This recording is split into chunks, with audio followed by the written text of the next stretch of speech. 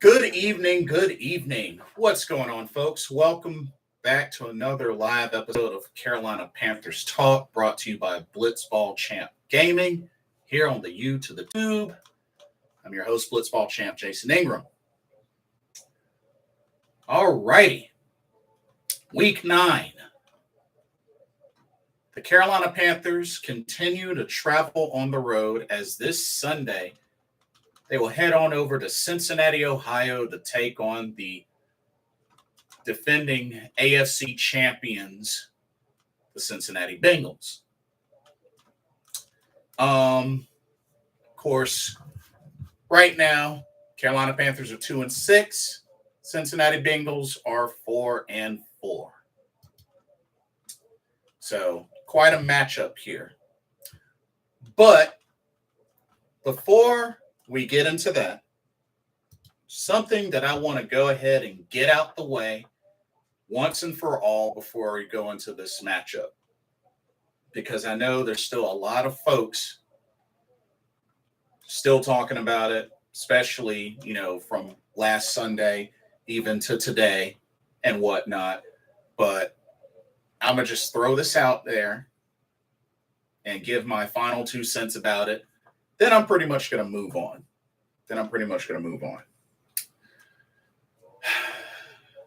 The whole thing about folks blaming DJ Moore for the loss to Atlanta. I'm going to go ahead and say this, and I'm going to be done with it. Because I just, want to give everybody an opportunity to really know where I'm coming from with this. And it's got to the point where it's been kind of annoying. But I'll just say this. I put 10% of the blame on DJ Moore and the other 90% on kicker Eddie Pinheiro. Plain and simple as that. Folks want to talk about PJ Walker's pick 6 earlier, which didn't cost them the game. The main thing I emphasized is what actually costed the Panthers the game. Okay. The Hail Mary to DJ Moore. Great. Awesome. DJ Moore took his helmet off. 15-yard penalty assessed on the extra point try. And now one of the things I've been hearing is apparently, like I said, I don't know if this is true or if this is official or whatnot, but apparently I've been hearing that he shouldn't have even been flagged for that, because apparently when he took his helmet off, he was in the back of the end zone when he took his helmet off, so which technically means he was out of the field of play, which I assume that big, thick white line in the end zone represents, out of bounds, out of play.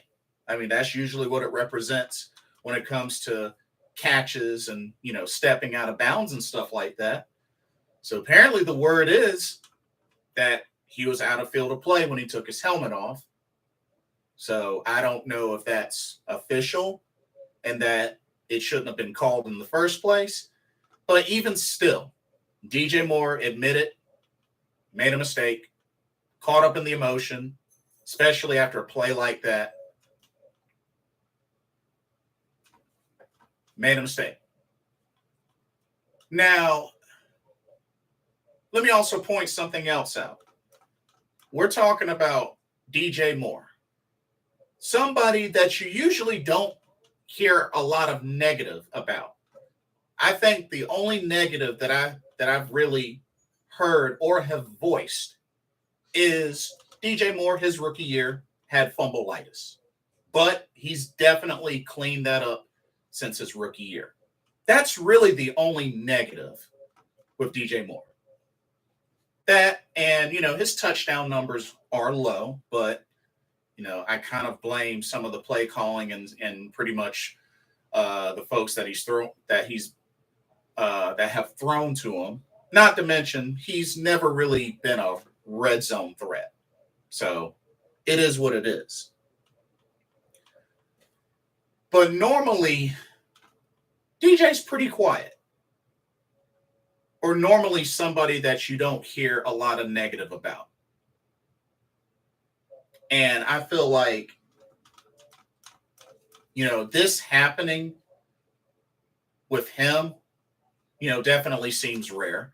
Because honestly, if you ask me, let it have been somebody like Robbie Anderson, or let it be somebody like Steve Smith that did something like this. I think folks would have really brought the hammer down more on them if they did something like this with the taking off the helmet and whatnot. Especially considering how Robbie Anderson's attitude has been since he, was with Carolina. You know what I mean? So something to take into effect. But here's the thing. I'm a firm believer that DJ Moore did not cost Carolina that game off of that penalty.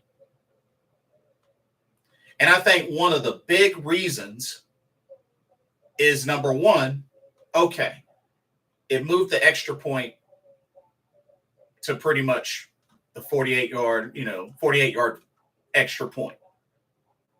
Eddie Pinheiro has made kicks 50-plus yards and higher in his NFL career. He was 4-4. I know that, you don't want them to have to kick those on a regular basis, but still, points are points. And secondly, and this is the main thing that I emphasize in this argument, DJ Moore's penalty was not a penalty that wiped away the touchdown. I don't know what part of that I can't get folks to understand. The penalty did not wipe away the touchdown. I could understand if it was like an offensive pass interference or illegal hands to the face, or whatnot. I could understand if it was something like that.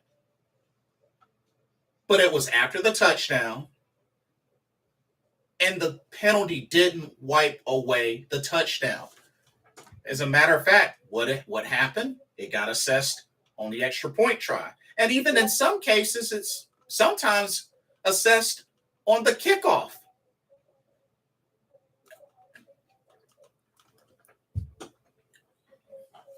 Therefore, I strongly feel that to say DJ Moore cost the game is just downright ridiculous. It's ridiculous. What he did didn't wipe away the touchdown. Not to mention, considering the fact that Pinheiro had a second chance on the field goal in overtime at the 33-yard, which usually is a chip shot, he still missed it. So at the same time, how do we even know that he would have made the extra point if the penalty didn't happen?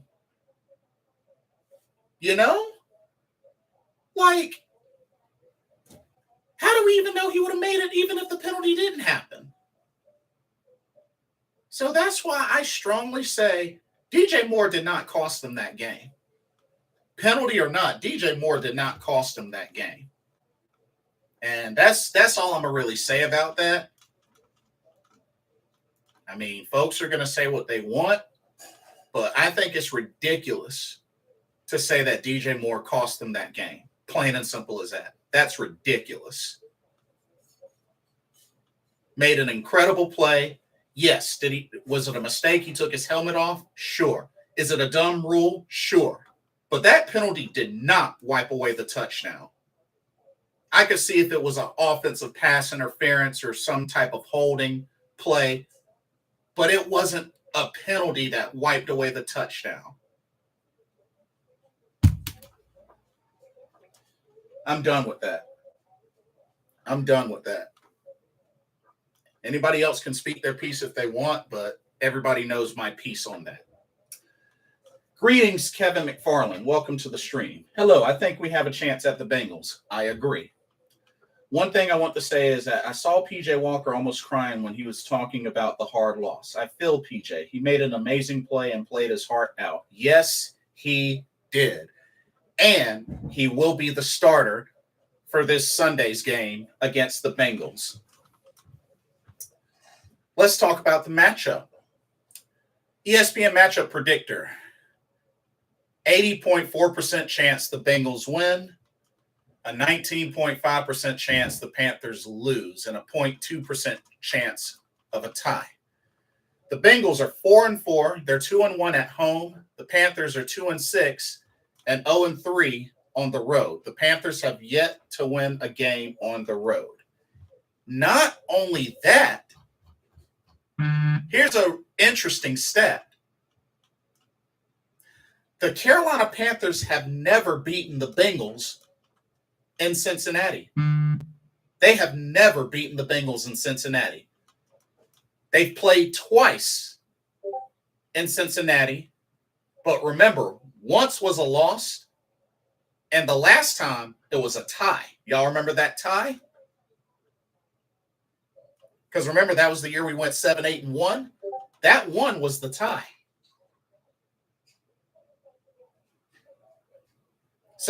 So Carolina has never beaten Cincinnati in Cincinnati since the start of the franchise. Could they break that curse this Sunday? That is the question. Can they break the curse this Sunday? Kevin says, in this new press conference, I saw a more mature PJ Walker. He seemed like a true professional now and deserves a full-time job. We'll see. We'll see. There's still a lot of football left. Like I said, I don't know if he will be the next franchise quarterback, but I do think he will end up doing pretty good enough to stay on the roster. I think he'll do good enough to stay on the roster, but only time will tell. Only time will tell.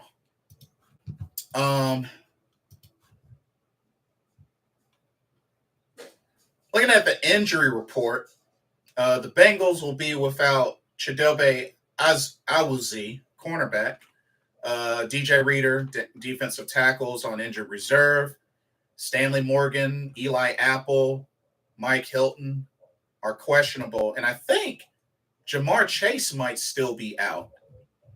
If I remember correctly, yeah, Jamar Chase is still out.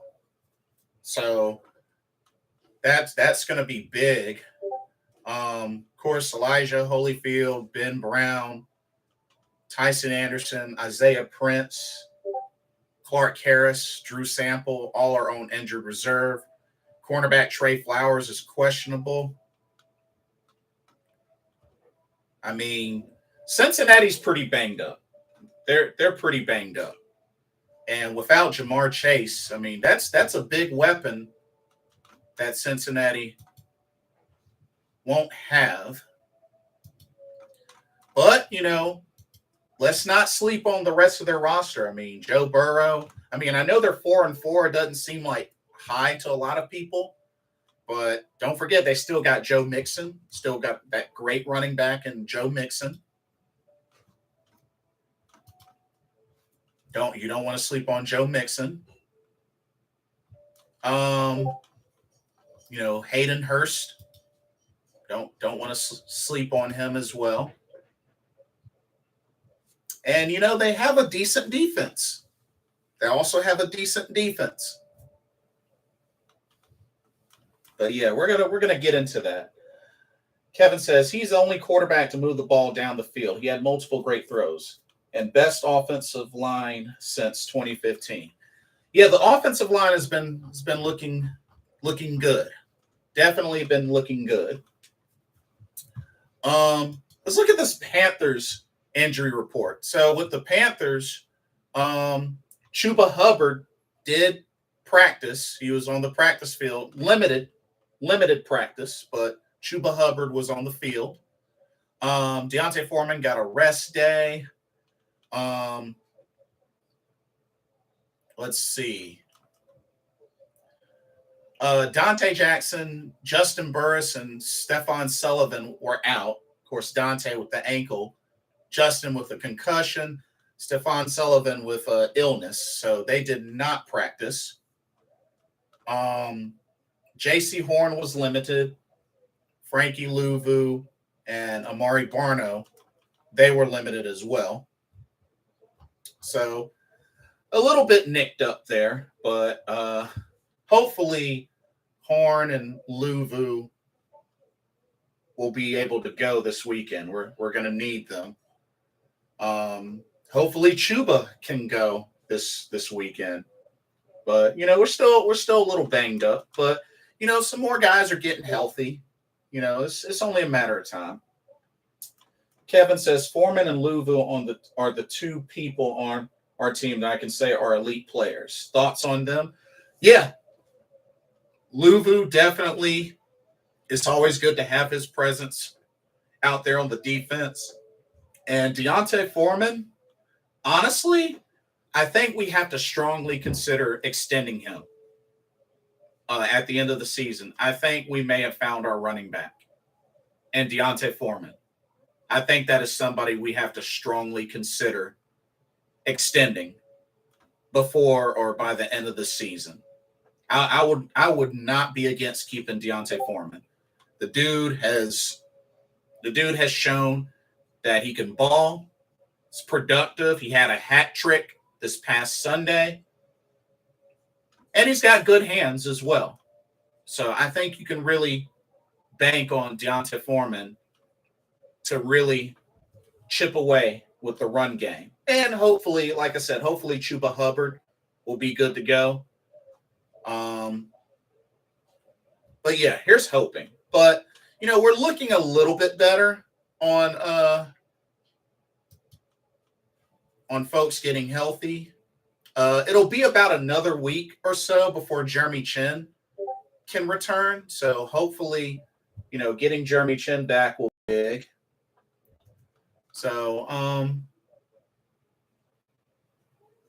yeah, just little by little, get these guys back healthy. Hopefully can turn things around.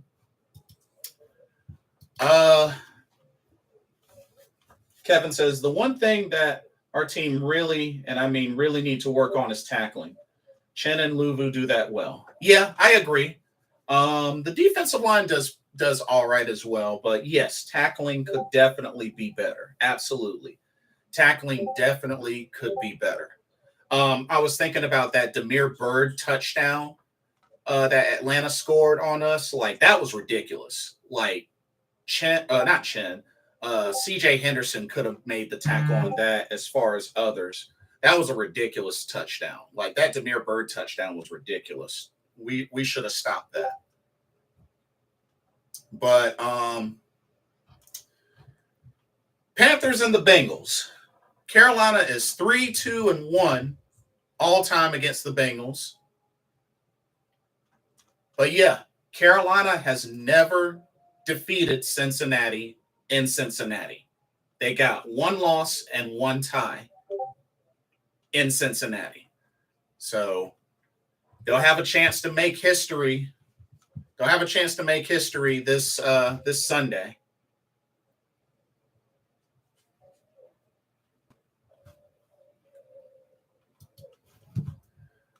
All right, let's look at some statistical rankings going into this matchup. All right, let's start with the offense. Score prediction. I'll get to that. We're gonna do these rankings first. On offense, total yards per game. The Panthers are ranked 29th. The Bengals are ranked 13th. Rushing yards per game. The Panthers are ranked 19th. The Bengals are ranked 30th. On net passing yards per game, Carolina's ranked 28th. Cincinnati ranked 6th. Sacks allowed. Carolina's tied for 24th. Cincinnati is ranked second to last at 31st. Third down efficiency. Carolina is still ranked dead last at 32. Cincinnati is actually ranked third. And then points per game, Carolina offense ranked 22nd, Cincinnati ranked 13th. So as much as folks may want to look completely down on the Cincinnati offense, I mean, they're in the top 15. They're in the top 15 in total yards per game. They're in the top 10 in passing yards per game. And they're in the top 15 of points per game. And they're in the top 5 in third down efficiency. They're ranked third in third down efficiency. The offensive line is bad, though. That is true. After all, they're ranked second to last in sacks allowed and ranked 30th in rushing yards per game. So, yeah, they've had some struggles on offensive line, but they've still been able to do some things with that offense. I mean, 6th in passing yards, 3rd in third down efficiency. Don't underestimate the Cincinnati offense. We're talking about Cincinnati. They were just recently in the Super Bowl. Do not underestimate this team, because this team is still better than ours.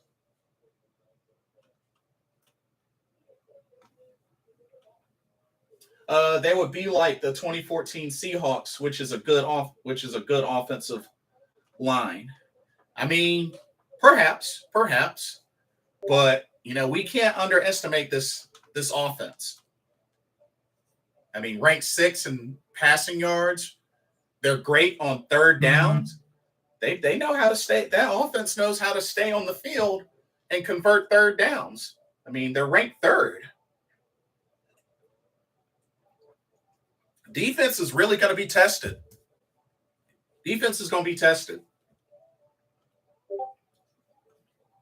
But hopefully, with no Jamar Chase, among things, and, Cincinnati's kind of banged up some. So we'll see what happens. But hopefully, if anything, the defense can get some pressure on Joe Burrow and take advantage. They've given up a lot of sacks. They've given up a lot of sacks. So hopefully they can take advantage. Now, they are coming off of a loss to Cleveland, so they're kind of reeling. They're reeling a little bit. Don't sleep on Mixon. I know Joe Mixon's kind of struggled some, but he could be poised to have a breakout game if we're not careful. This is also a team, they did have a bad game last week. Yes, they did. They only put up 13 points.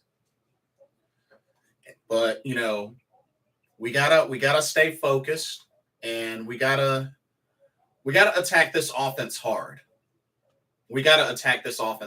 So I'm really hoping we can get some pressure. If we can get 4 to 5 or more sacks, I think that'll help tremendously for the Carolina defense and stifling this Cincinnati offense. So I'm hoping we can get some good pressure. Don't give Joe Mixon a chance to get into a groove, and just pressure on Joe Burrow. Like, if the defense can do that, they can stifle this offense. This offense ain't perfect. They can put up points. I mean, even in their victories, 27, 27, 30, 35. The Cincinnati team can put up points, but we got a great chance to stifle them with our defense. So hopefully that the defense can take advantage. Kevin says, I think we will be able to put up more than 25 points. Well, here's the thing. The Cincinnati Bengals also have a pretty decent defense. I'm not going to say they're like super duper elite, but they got some stats that kind of stand out. So the defense comparisons. So B Ryder, hey, welcome to the stream. Wait till they see D'Onta Foreman. He is the man. Yes, he is. I mean, like I said, if we do not extend D'Onta Foreman by the end of the season, something's wrong with our organization. I'm sorry. Dude has been busting his butt since Christian McCaffrey left. We better extend that man. I don't care. We better extend him. Okay, defensive comparisons. So total yards per game given up. Carolina's ranked 21st. Cincinnati is ranked 14th. Rushing yards allowed. Carolina's ranked 23rd. Cincinnati is ranked 21st.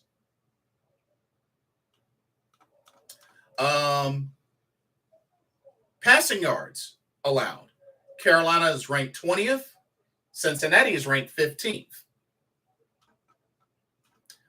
Sacks. Carolina's is tied for 29th. Cincinnati's tied for 25th. So kind of close. Third down efficiency. Carolina's ranked 18th. So they're getting a little better on third down efficiency on defense. So got to give Carolina credit on that. But Cincinnati is ranked 11th. So something to keep an eye out. Takeaways. Carolina's tied at 22nd.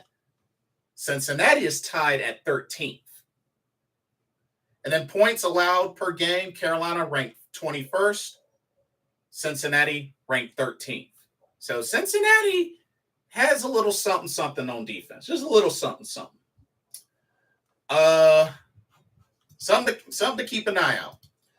Kevin says, PJ Walker versus Joe Burrow. I will take PJ. He's more accurate of a thrower.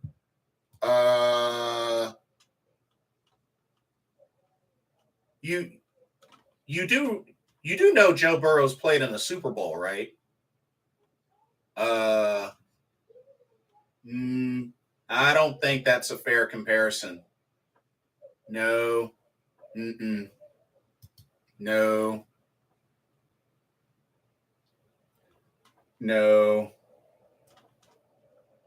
That's not a fair comparison.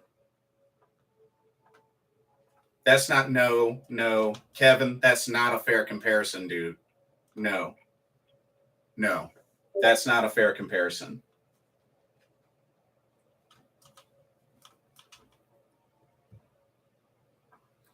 PJ hasn't started anywhere close to the amount of games Joe Burrow has started. That's not a realistic comparison, bro.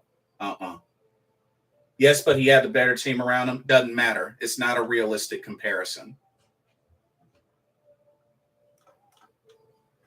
We're talking about somebody that's thrown 13, 34, and 17 touchdowns in his NFL career. No. I have to agree with B. Ryder. Yeah, I don't know about that. Yeah, that's not a fair comparison. PJ to Joe Burrow? No. That's not realistic.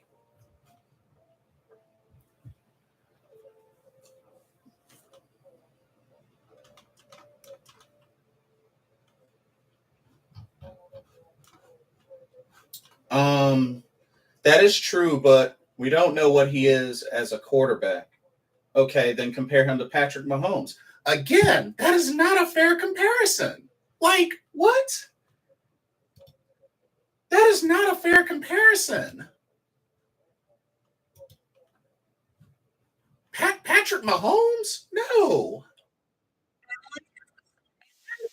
That is not a fair comparison. No.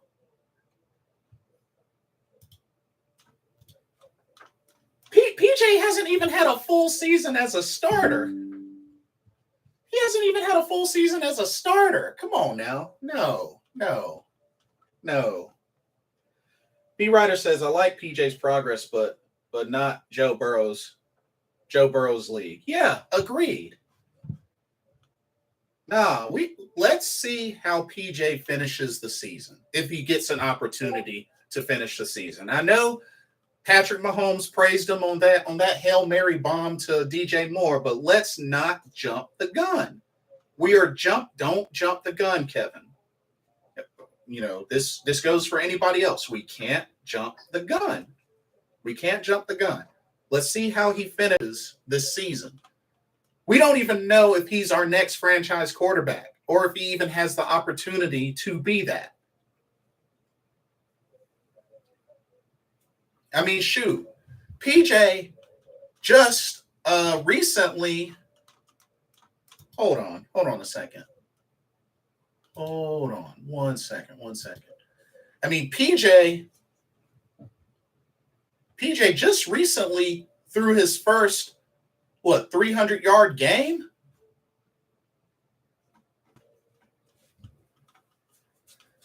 I mean, yeah, Kevin, I'm proud of you too. I'm proud of PJ as well, but we gotta slow the roll a little bit. I'm happy for PJ as well. I mean, this was somebody that I originally didn't have a lot of hope for, but you know, he's in a position and he's making the best of it, and we're seeing some change. You know, this is a very different PJ Walker. I mean, a lot of folks may argue that did we really get to see PJ really get a shot, you know, last year and somewhat, you know, under Matt Rule? Perhaps not. But I think right now, under Steve Wilks, he's getting a fair opportunity. Because like I said, it could be very possible that PJ might finish this season as quarterback. It's very possible. Very possible. B. Ryder says, Kevin, more than likely we are drafting a quarterback. I hope PJ works out, but he will need to outperform everyone to get the job. Kevin says, and I like that PJ Walker is humble too. Facts and facts. But B. Ryder makes a point. I think we're still going to draft a quarterback because only a half of a season, I'm still not sure that is enough for him to be considered our new franchise quarterback. I don't think it will be enough. Like, PJ would have to ball out and it would have to translate into wins for the remainder of the season for him to have his best shot. Otherwise, the best that he'll probably get is he'll get to stay on the roster. But like I said, you never know. You never know. Jake Delhomme came in second half and became our franchise quarterback. And this was somebody that used to play for the Saints. That was a third-string quarterback that was recently in the Canadian Football League. So anything can happen. I don't want to downplay that. Anything can happen. If anything, PJ Walker is showing more and more that he is a competitor. He's got heart, and he is a competitor. And PJ seems like the type of guy you're not going to get him down until it's the end of the game. Dude seems like he is a competitor. It would be it's just crazy with his throws and the way he reads the field. Oh yeah, he's made some great throws, especially that fourth quarter, and even in the game we won against the Bucks, he made some great throws. Like I said, I can't put that pick six so much on PJ. Defender made a great play. And it was a screen. Defender made a great play.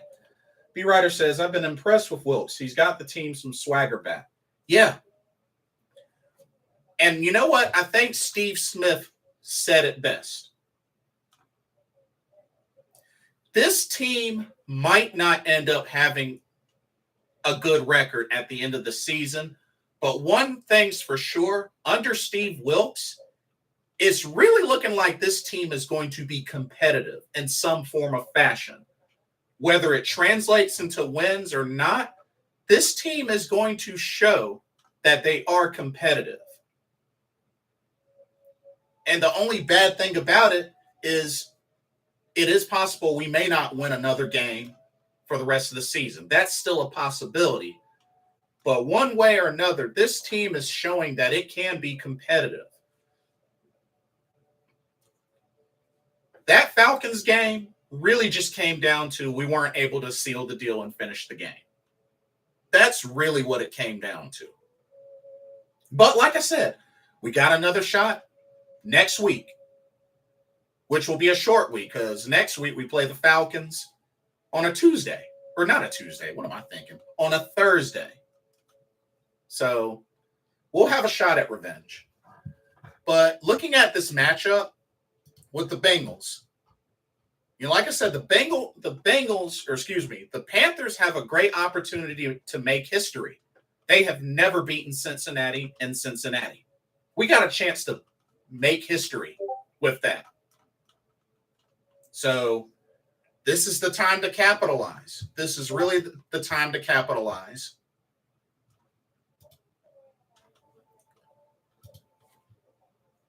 So some things that I hope to see: keep pounding the rock. Get D'Onta Foreman his touches. I mean, D'Onta Foreman had a great game. He had a hat trick. I think we got to keep running him. Hopefully we get Chuba Hubbard back and he can contribute, because I still think Chuba can definitely contribute. Kudos to Terrace Marshall Jr. Y'all, if Terrace Marshall Jr. can stay healthy, I think he could be somebody potentially worth keeping. Think about that, y'all. Terrace Marshall has been showing up, been making some catches. He almost had over 100 yards receiving in that Falcons game. I think we might have gotten somebody in TMJ. It took him a little time to show up, but TMJ is showing up. So that, plus DJ Moore having the incredible game. Hopefully we see some more Shi Smith in the mix, some more Laviska Shenault. I think we can do something with those guys. I really do. I really do. B. Ryder says, our schedule is a little weak down the stretch. We will win a few more games. Here's hoping. We have the opportunity to finish out strong. Kevin says, the team did what they needed to and almost won the game. We are talented, just need to play together. Not only that, we just got to finish strong. We just got to finish these games. We got to finish these games.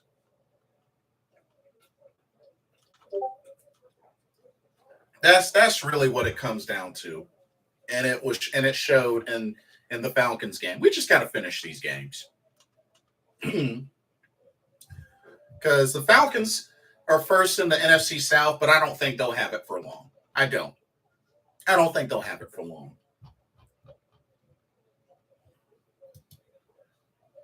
But, right now, since becoming the starter, PJ Walker, 614 yards passing, 3 touchdowns, 1 interception. The 1 interception was the screen. PJ's doing a little something. And something? PJ's playing for his job. He's playing for his job. And I give kudos to Baker Mayfield and Sam Darnold for accepting their roles and supporting PJ Walker. Say what y'all want about Baker Mayfield and Sam Darnold. They're being supportive. That says a lot. I truly believe they are being supportive. I know it's not easy, but it looks like they are truly being supportive for PJ Walker. So, like I said, the main thing that's been standing out about PJ Walker, this dude is a competitor.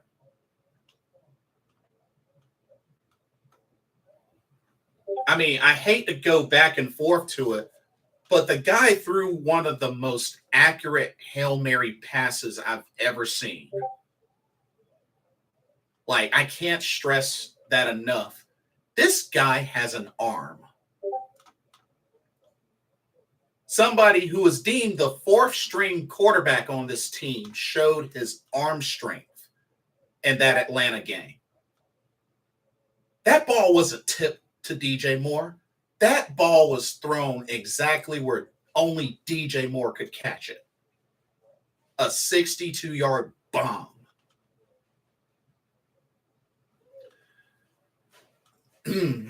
I don't want to jump the gun, but like I said, I think PJ Walker is going to end up showing us that he's worth keeping. Might not be the starter, but he's worth keeping. Touchdown passes are harder than ever in the NFL because comebacks are getting better. Agreed. One thing I love that he said, PJ Walker said, what have you changed? And he said, my leadership. We have not had that since Cam. That's a good point. Mr. Gemini, welcome to the stream. Longest pass since 2006. Yeah. And that's the thing. We're talking about a pass that had no yak. A pass that had no yak. You look at a lot of Cam's deep passes. A lot of them were yak. I mean, he'll throw a good 20, 30 yards, and then the receiver finishes it off. But PJ threw a straight-up 62-yard bomb with no yak.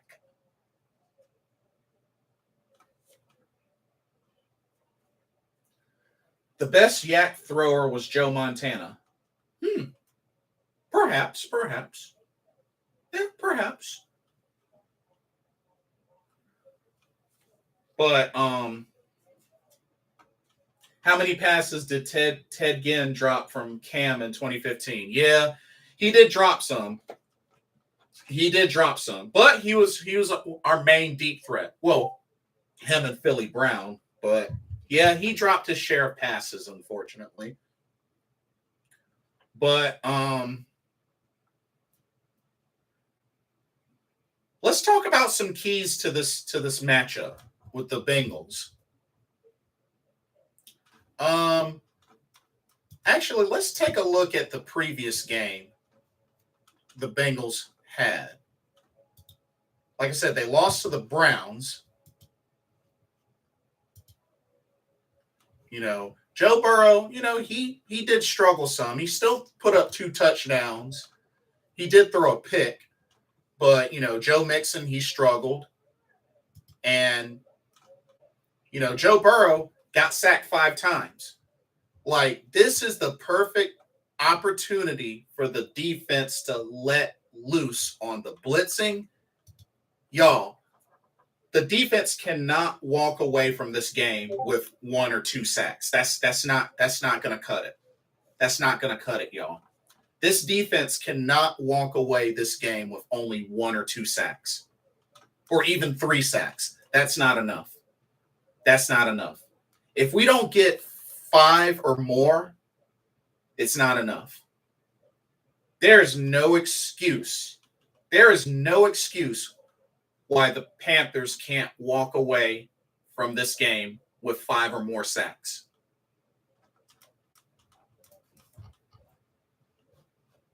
No excuse.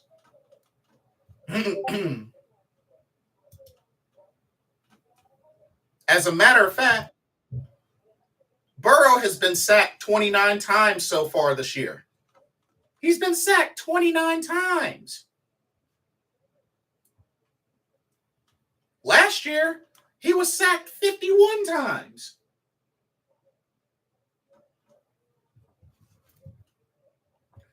Five sacks is a lot in a game, but possible. With this team, it definitely is. Especially considering they're ranked second to last on sacks allowed. Shoot. We should be able to get at least 5 sacks.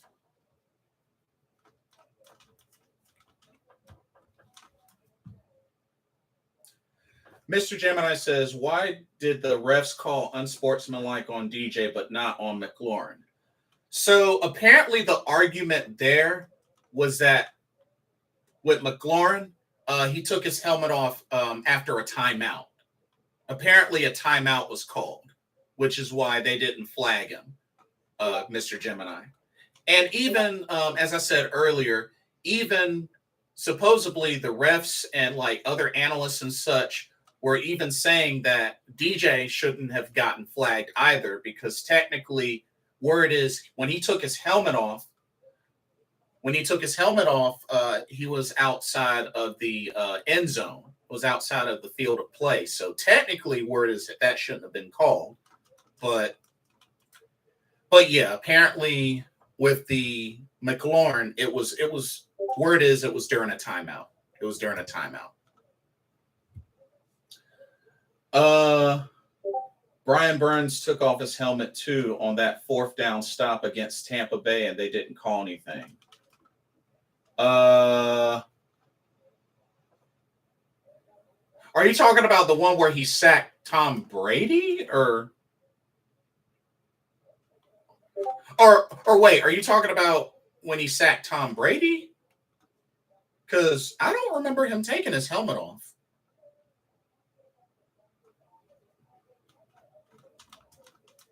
Yeah, I don't remember him taking his helmet off on the 4th and 1. Oh, are you talking about on the run? Yeah, I don't remember him taking his helmet off. Huh, interesting. Yeah, I honestly don't remember him taking his helmet off. I must have missed that. Okay. I'll take your word for it. I'll take your word for it. Yeah, I'll take your word for it. Score prediction. Could we win this game? Of course we could win this game. I am going to say, I'm going to say 17-14. 17-14 Panthers. I think we get a field goal early and then 2 touchdowns. I think we get a field goal early and then 2 touchdowns. But I think it will be close. I don't expect it to be a blowout. I really don't. I don't expect it to be a blowout.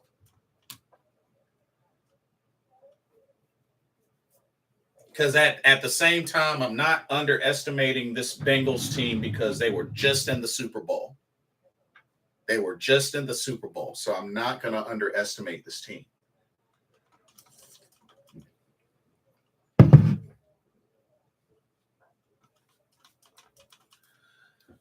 Could this game come down to an offensive shootout like the Falcons game?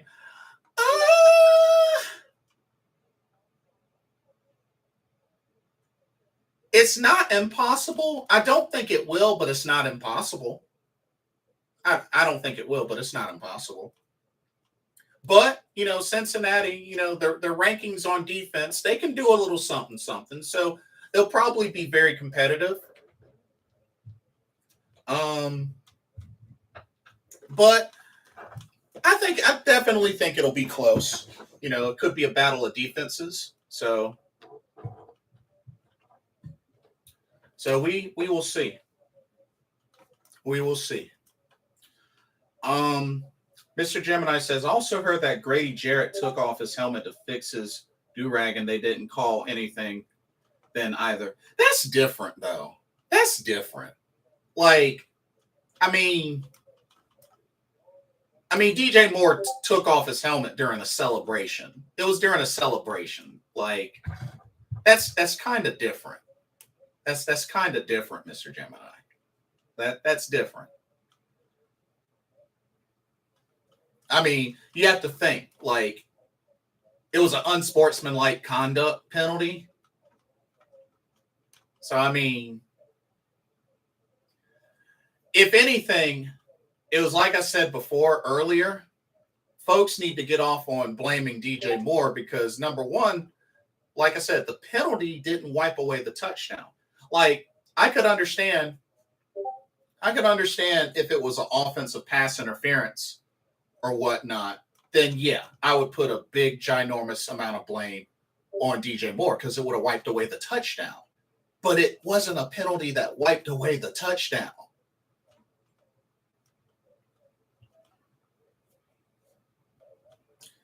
Kevin says the ref should have helped DJ because you have to consider that historic play and give him a break. Tell it to the Dirty Birds. They did not guard right. Well, I mean, like I said, I give credit to DJ. DJ did accept, yes, he made a mistake. I mean, is it a dumb rule? Yes, it's a very dumb rule. That's one thing that they've, piped down on is the celebrating over the years. That used to not be a thing, but unfortunately, they piped down on the celebrating, and it got penalized more. So is it a dumb rule? Yes, but unfortunately, it is a rule.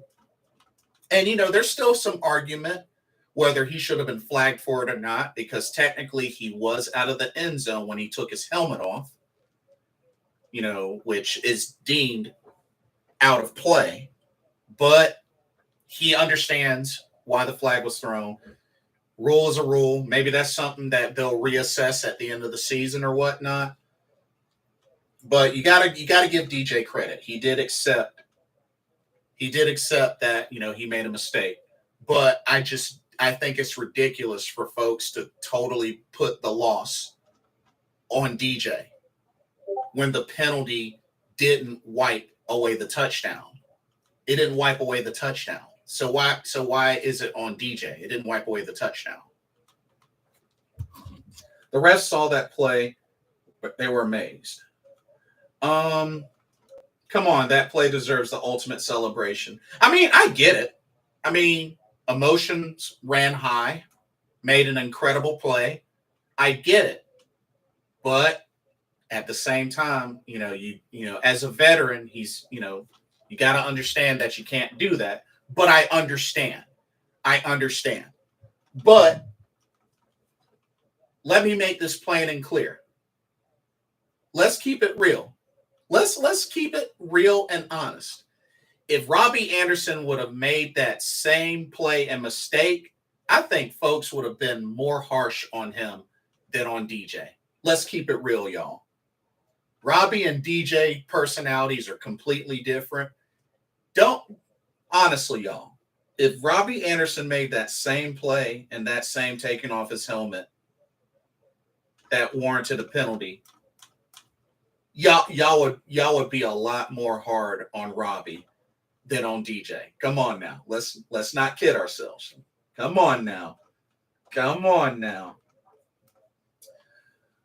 No excuses. He has to be smarter and not put anything in the ref's hands and put them in the gray area. I mean, yeah.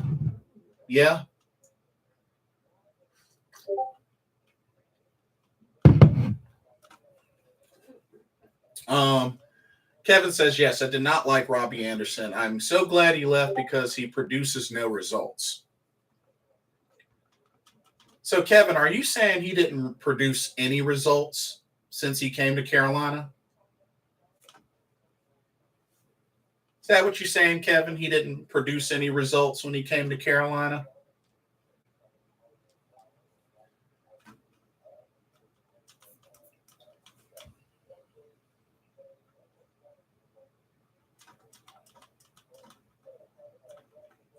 Not anything but no elite plays. Well, if he had elite plays, there were very few. But he did, have his one and only 1,000-yard receiving season with Carolina, his first stint in Carolina. So, I mean, there's that. But that's pretty much about it. He has no Tyler Lockett. No, I wouldn't say that. Wouldn't say he's Tyler Lockett.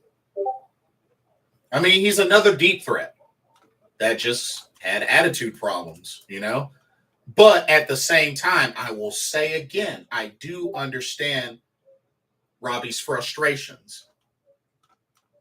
Could he have handled things better? Yes. But I'm not going to sit here and say that I don't not understand his frustrations, because he did have a right to be frustrated. Let's not kid ourselves. He had a right to be frustrated. He just didn't handle things the right way. He didn't handle things the right way. I mean, come on, y'all. Since Matt Rule has left, this team looks completely different. I mean, one can argue a lot was held back when Matt Rule was here. And heck, even with Christian McCaffrey being here, one can argue a lot was held back. So I get the frustrations. I really do. I do get the frustrations. But, he's gone. And others like Terrace Marshall Jr. have a chance to step up. And we're seeing some stepping up from him. Hopefully we get to see more from Shi Smith. We really do. It's incredible. Yeah. So, I mean, we just got to keep pushing forward. We got to take one game at a time. But, season's not over. Falcons have first place for now. Do I think they're going to have it by the end of the season? Nope.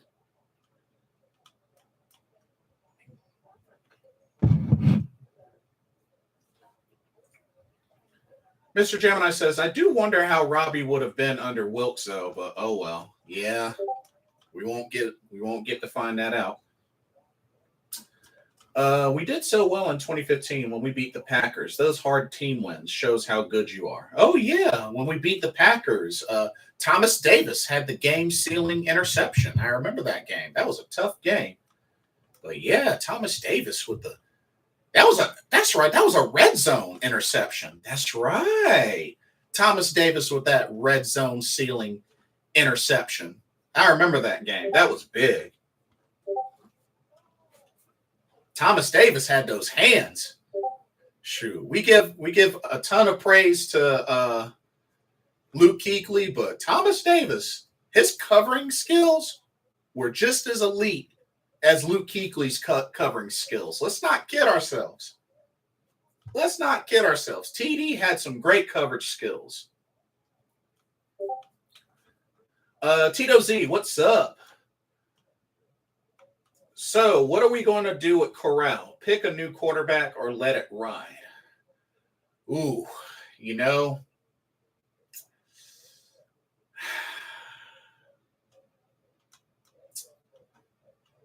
that's a good question. I think they're still going to consider picking up a new quarterback, but Corral might still have an opportunity to compete, because you have to think about something, Tito Z. I'm pretty sure we're not going to have Sam Darnold, and I'm pretty sure we're not going to have Baker Mayfield, since they're both on fifth-year options, and I really don't see Carolina keeping them. So Corral could still be on this team and still have a chance to compete, but I think we're going to end up picking up a quarterback in the draft. Good question, though. Really, really good question. Kevin says, how much do you miss Zane Gonzalez as a field goal kicker? I miss him a ton. He was excellent. Wish he was able to play. Amazing. Him in the locker room, still with the team. I miss him for game winners. Yeah. And the thing is, we still have Zane for another season, even after this season, because we re-signed him for 2 more seasons. So we still have him for another season. Is TD in your top 5 Panthers of all time? To me, yes. Ooh, top 5 Panthers of all time? Ooh, that's tough. That's tough. I mean, honestly, my Mount Rushmore is Steve Smith, Cam Newton, Luke Kuechly, Julius Peppers. So, that's tough. That's tough.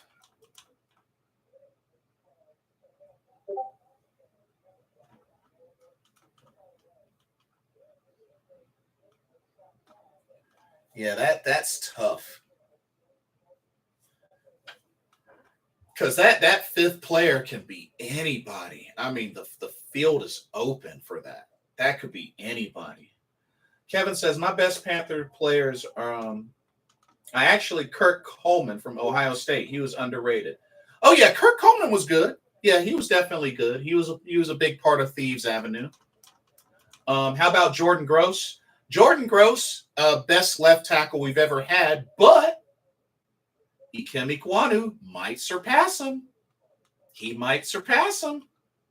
Keep an eye on Icky. He might surpass him. What about Sam Mills? Sam Mills, yeah. I mean, Sam Mills was great. Sam Mills is the epitome of keep pounding. Top 5. I mean, that's arguable. That's definitely arguable. What about John Casey? John Casey.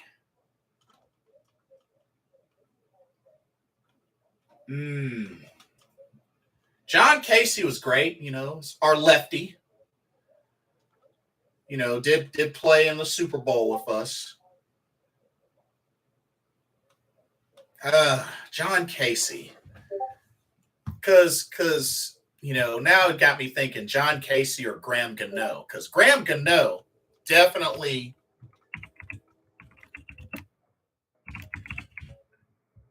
Oh, man. I mean, Graham Gano has an 84 percentage for field goals made.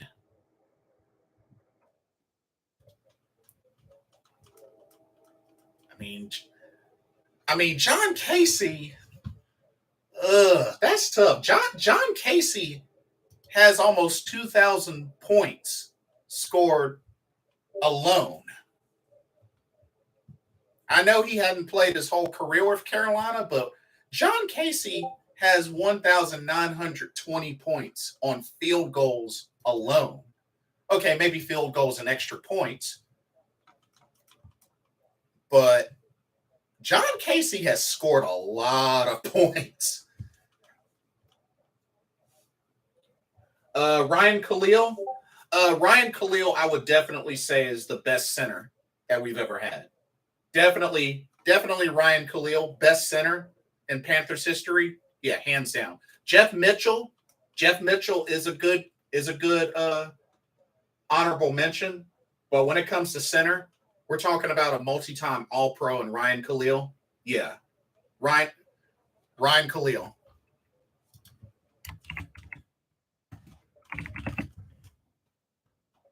Yeah, definitely Ryan Khalil. Dude is a 5-time Pro Bowler, 2-time first All-Pro. Yeah.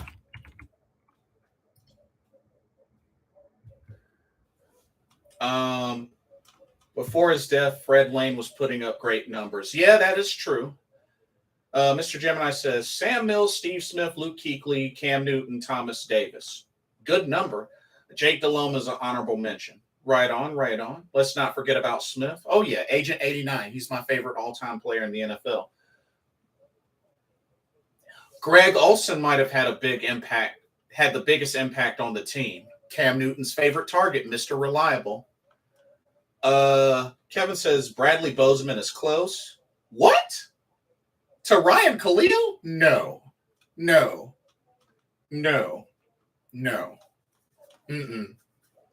that is not close. Ryan Khalil is a 2-time first team All-Pro and a 5-time Pro Bowler. No. Gonna have to disagree with you, Kevin. No way. Come on now. Joking. Maybe Jason Kelsey.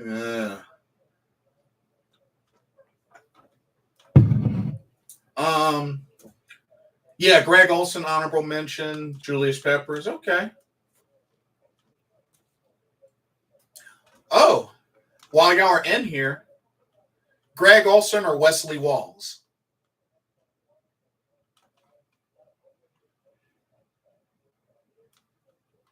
How about Marquis Pouncey for best center? I don't even know who the heck that is, to be honest with you. I don't even know who that is. Yeah, I don't even know who that is, Kevin. Mr. Gemini says tough, but Olsen slightly. Slightly. Yeah, I think it's close. I think it's close. Kevin says the Steelers center. Oh, I don't know him that well.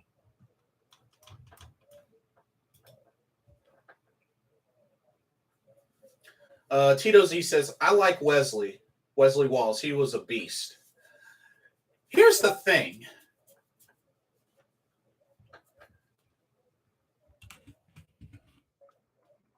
Marquise Pouncey.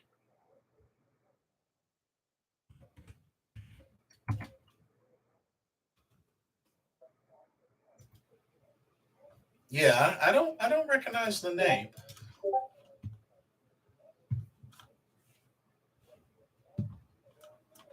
But he was the best. He was the best all time. Oh, interesting.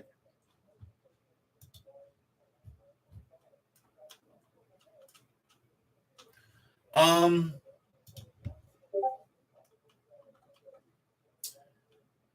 but then again, I didn't see Walls play. So, Mr. Gemini, what Wesley Walls? So here's the thing with Wesley Walls. Wesley Walls definitely great hands. Not the fastest, but very consistent with his catching. Um, 5-time Pro Bowler. He did win a Super Bowl, just not with Carolina.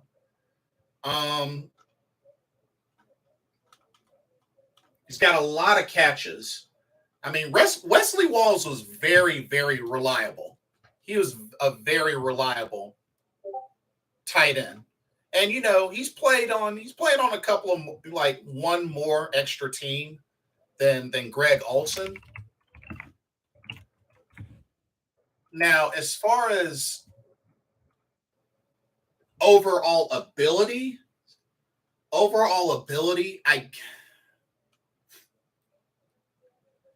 mean, I feel like it's two different styles. I feel like Greg Olsen is definitely a receiving tight end who can block well, But I think Wesley Walls is the overall. I want to say Wesley Walls was the overall complete tight end. I think he was the overall complete tight end.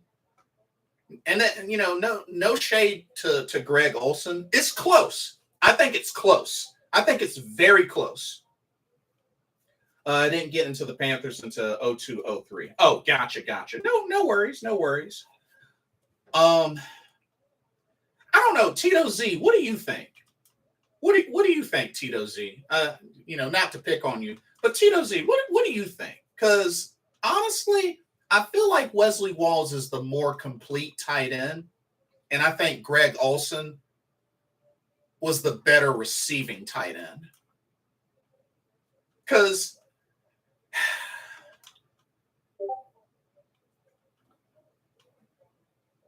even if one is better than the other, I don't think it's close. I don't think it's that far apart from each other. I think it's extremely close.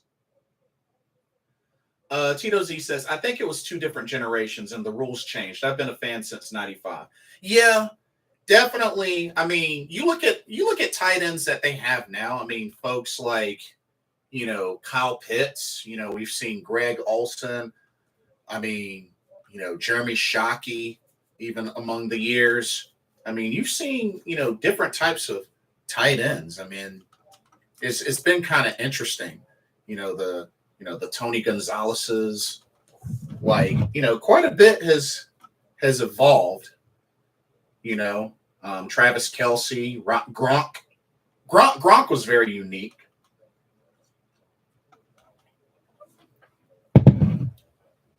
But yeah, I think it's close. I think it's definitely close. But I think it's definitely easy to say that if you had an all Panthers team, you would have to have Wesley Walls and Greg Olsen as your double tight end set. That's a given. That's a given.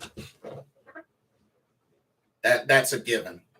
And I think if you had to have a third tight end, it would either have to be Jeremy Shockey or Ed Dickson. Well, no, hold up. Ed Dickson, I would have to have Ed Dickson, Chris Mangum, and Jeremy Shockey battle it out for that third spot. Yeah, that's who I would have battling out for that third spot. Aside from that, Wesley Walls and Greg Olsen are my two tight ends.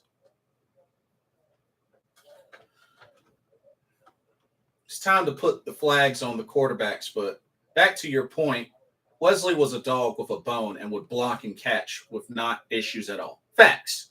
Facts. Facts. And the thing is, they're both the same height. Both are the same height, 6'5". Greg Olsen was 255. Wesley Walls was 240. Mr. Gemini says, do you remember Jeff King? Yeah, I remember Jeff King. Jeff King was decent. Jeff King was decent. Yeah, Jeff King was decent. Like, shoot, while we're at it, if we were to make an all Panthers team, like if we had Madden and every team had an all Bengals or all Niners team, I think for the Panthers, I mean, your quarterbacks would definitely be Cam Newton, Jake Delhomme. That's a given. Some may argue Kerry Collins deserves to be on there, but maybe. I mean, maybe, I guess. I mean, Kerry Collins did play in the playoffs, but yeah.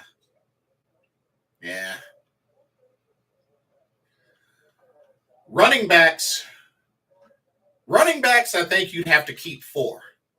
Smash and dash is obvious. I would have to say Christian McCaffrey. And then I think it would have to come down between Stephen Davis and Tim Biakabatuka, but I think smash and dash are a given. Christian McCaffrey. And if you had to put a 4th running back, either maybe Biakabatuka or Stephen Davis. Mr. Gemini says, but for real though, I think we need to go draft a stud tight end. Well, I don't know about this upcoming draft. It's a possible. It's a possible. Tito Z says you got to put in Kevin Green and Luther as linebackers for that old school field. Oh, you mean Lamar Lathan? Is that who you mean, Lamar Lathan? Mr. Gemini says Foster left out. Deshaun Foster. I mean,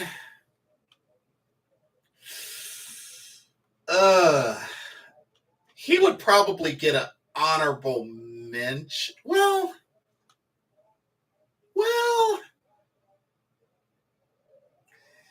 he did play in the Super Bowl. He scored a touchdown in the Super Bowl. Well, okay, Mr. Gemini, you got an argument. You got an argument. Deshaun Foster, you got an argument. Now, you got a fair argument. You got a fair argument. For fullback, there's only 2 I can think of. Brad Hoover, Mike Tolbert. Brad Hoover, Mike Tolbert. Enough said. Brad Hoover, Mike Tolbert. For wide receivers, Steve Smith, Musa Muhammad, Ricky Prohl,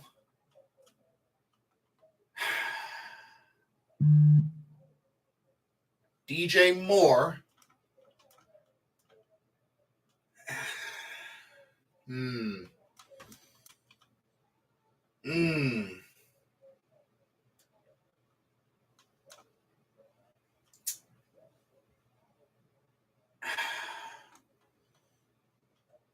would be a suitable fifth wide receiver? So Moose, Smith, Prohl, Moore. If we had to pick a fifth wide receiver, oh man, I mean, crap.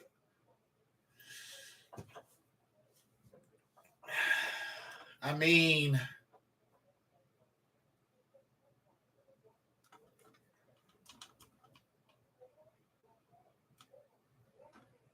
I might have to come back to that one because a suitable fifth wide receiver. Because I mean, definitely the two main. See, Ted Ginn,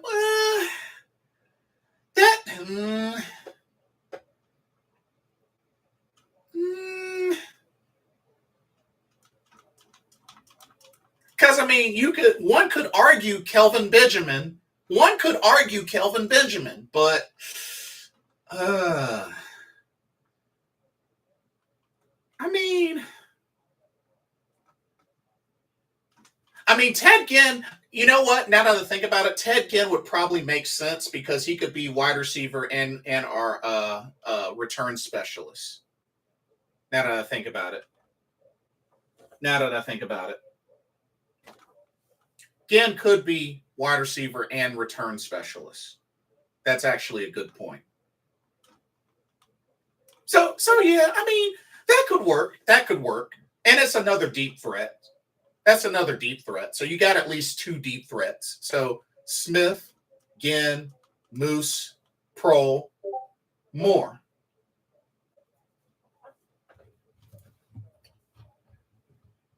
Mark Carrier. Now you know what? Mark Carrier could work.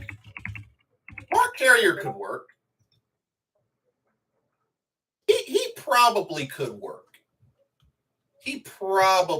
work.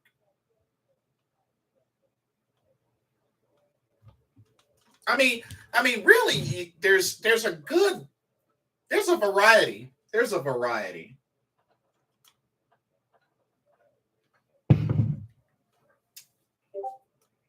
But I think we're all in agreement that at least four that we know of that should be on there: Smith, Moose, Moore, Prohl.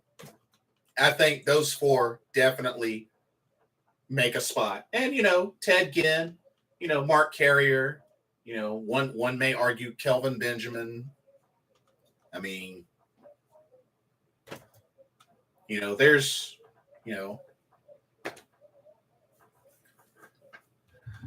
tight ends: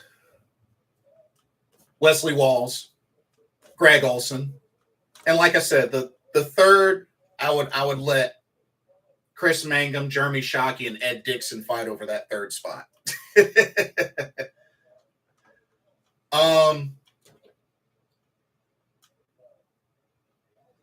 Offensive line is a little bit more difficult to do, but if I had to say offensive line, I know for sure Andrew Norwell would be on there. Ryan Khalil would be on there. Jordan Gross would be on there. Travell Wharton would be on there. Jeff Mitchell would be on there. Kevin Donnelly would be on there.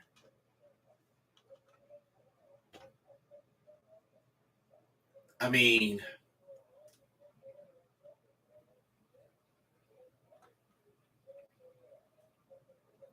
one of my favorites, like my three favorite offensive linemen for the Carolina Panthers: Ryan Khalil, Andrew Norwell, and Jordan Gross. Those are my top three favorite offensive linemen of all time on the Carolina Panthers: Gross, Norwell, Khalil. Ryan Khalil, that is. Not Matt Khalil. Ryan Khalil. But, offensive line, it's pretty open. Taylor Moton. Trey Turner. Trey Turner was a multi-time Pro Bowler, so Trey Turner could be on there. I mean, we've had some gems on the offensive line over the years. Let's not kid ourselves. We've had some gems on the O-line. Michael Oher, yeah, Michael Oher. I mean, I know a lot of people are going to say, his time with the Ravens was better, but Michael Oher, he was there during our Super Bowl run. So Michael Oher, yeah. But yeah, you got some gems on the O-line, but yeah, I'd have to say Norwell, Khalil, and Gross are my top three.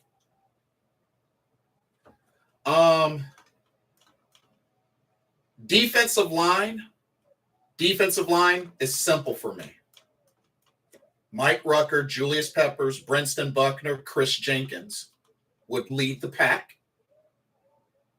Others that would make the team, Greg Hardy. Greg Hardy definitely is on there.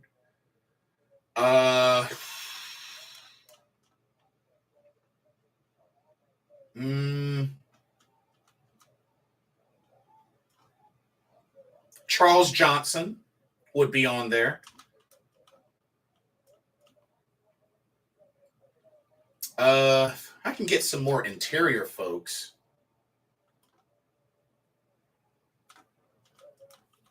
What about the Minister of Defense? Yeah. Yeah.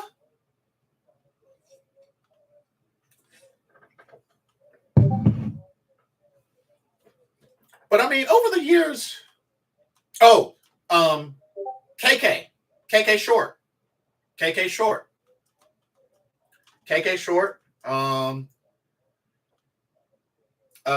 Reggie White. Reggie White did play for the Panthers. He did. He definitely did. He sure enough did.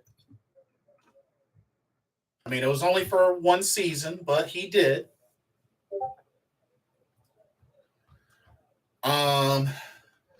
But yeah, I think my starting four. I think my starting four for sure would be Rucker, Peppers, Jenkins, Buckner. Those would be my starting four.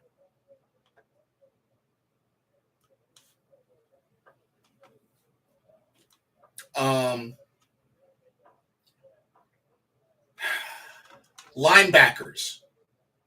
Kuechly, TD, Beeson, Dan Morgan, Kevin Green, Lamar Lathan, Sam Mills. Shoot, I would keep those seven linebackers. Bam, done.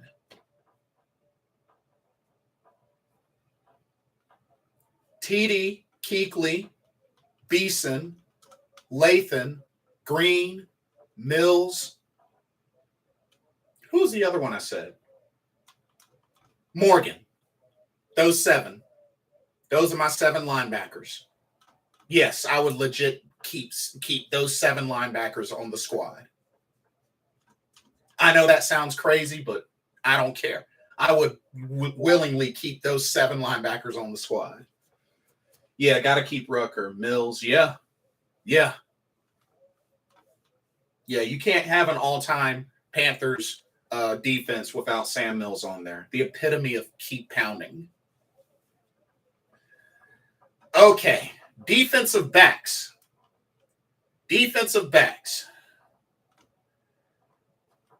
Okay, now this is where it gets very, very tough and interesting. Chris Gamble. Definitely Chris Gamble. That's a given, Chris Gamble. Mike Minter. Eric Davis. Ricky Manning Jr. Peanut Tillman. Charles Peanut Tillman. You got to have him on there. Man. Okay, now this is where it's getting tough. Oh, Roman Harper. Roman Harper. Gotta have Roman Harper. Hands down, gotta have Roman Harper.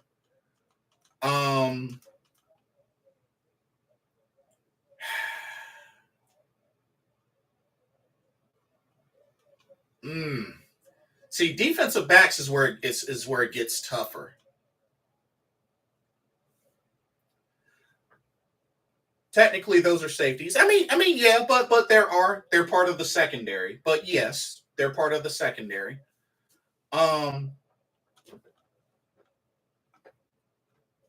Like I said, which is what makes this hard.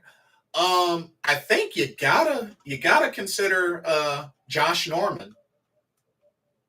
I think you gotta consider Josh Norman.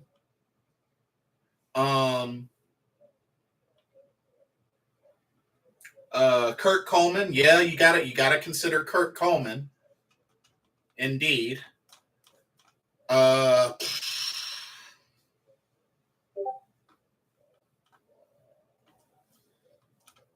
mean,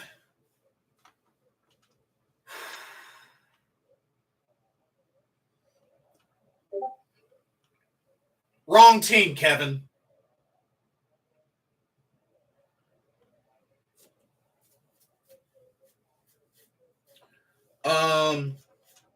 Now who would my starters be?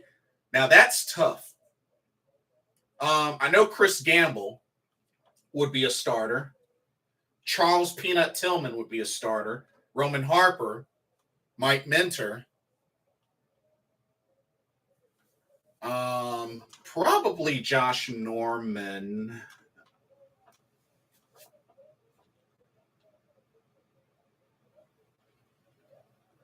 Kevin, Roman Harper was old, and he was also a dang on good safety. Charles Peanut Tillman was old as well, but what was he known for? The peanut punch. Roman Harper was a beast in our secondary.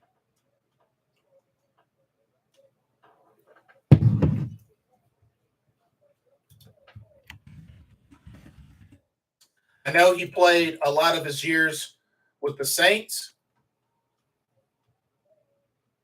but but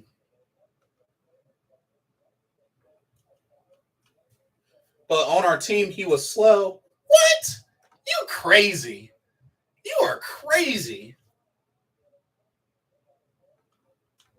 Shoot.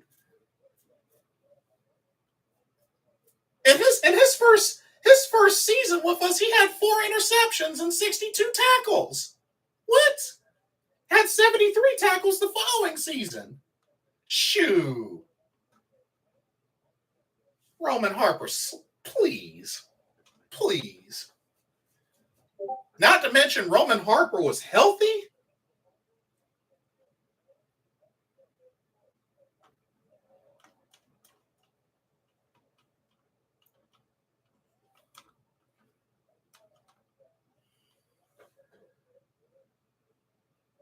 Not like Kurt Coleman. I mean, 2018. 2018? Wait, are you talking about 2018 Kurt Coleman? Because you got to remember, Roman Harper's last year was 2016. Roman Harper's last year was 2016. Are you talking about Kurt Coleman 2018?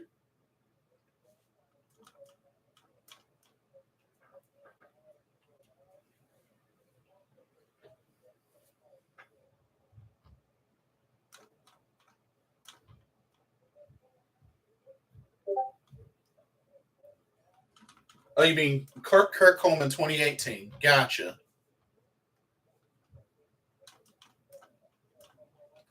Roman Harper's getting ready to turn 40 December 11th this year.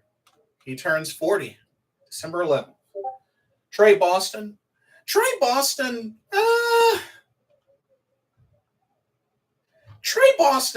don't know. What are y'all thoughts on Trey Boston? I felt like he was kind of hit or miss, but on the Super Bowl run, he was pretty dang on good. He was pretty dang on good. He was pretty dang on good. But I feel like he was hit or miss for the most part. But the Super Bowl run, he did a little something something. He did a little something something. And I mean, he went to North Carolina, so you know.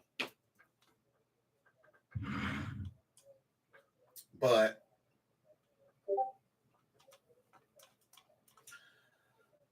Jared Allen was good in 2015. Yeah, I mean, we didn't get a full season with Jared Allen. We got him late, but he definitely contributed when he came to Carolina. We didn't get him a full season, but he definitely contributed for sure.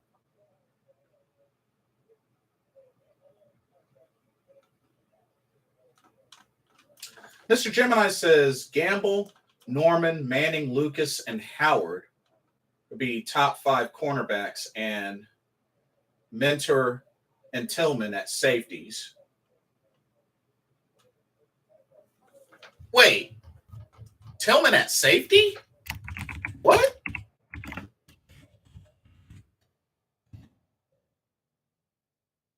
Tillman was cornerback. Really? You would put Tillman at safety? Tillman was mainly a cornerback. Yeah, he was a cornerback.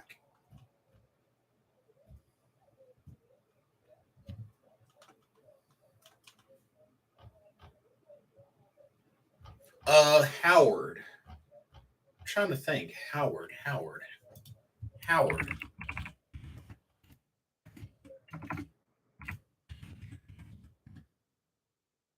Oh, are you talking about Reggie Howard? Are you talking about Reggie Howard?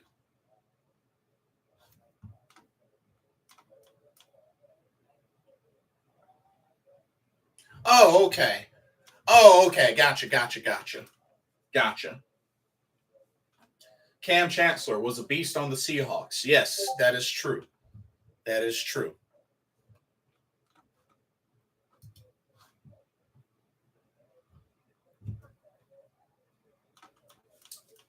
Gotcha.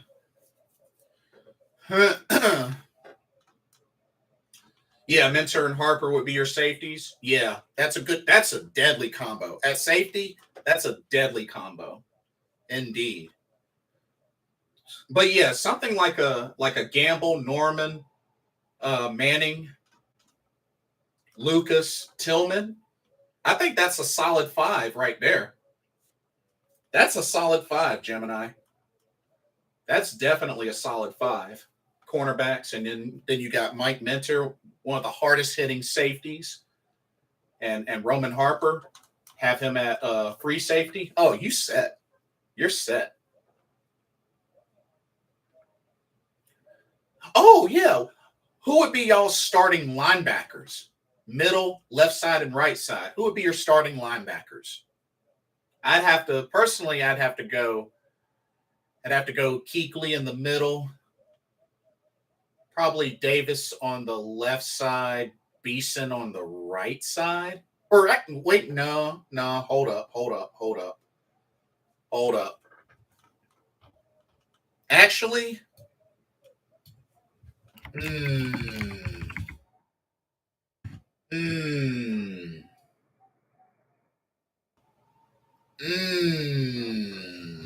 I might have to go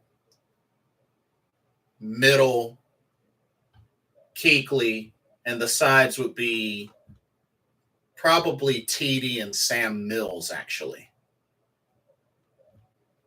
Yeah, TD and Sam Mills. I was not a fan of fumbling Mike Tolbert at running back. You mean at fullback?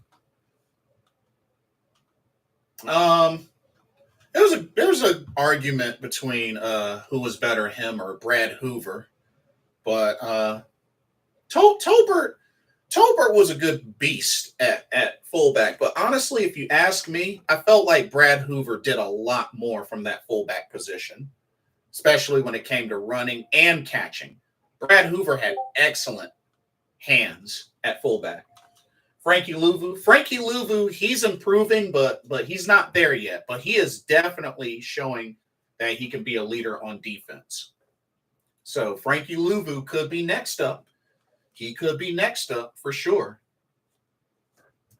I can dig that. Now, when it comes to kickers, like I said, it really comes down to between Graham Gano and John Casey. But, I mean,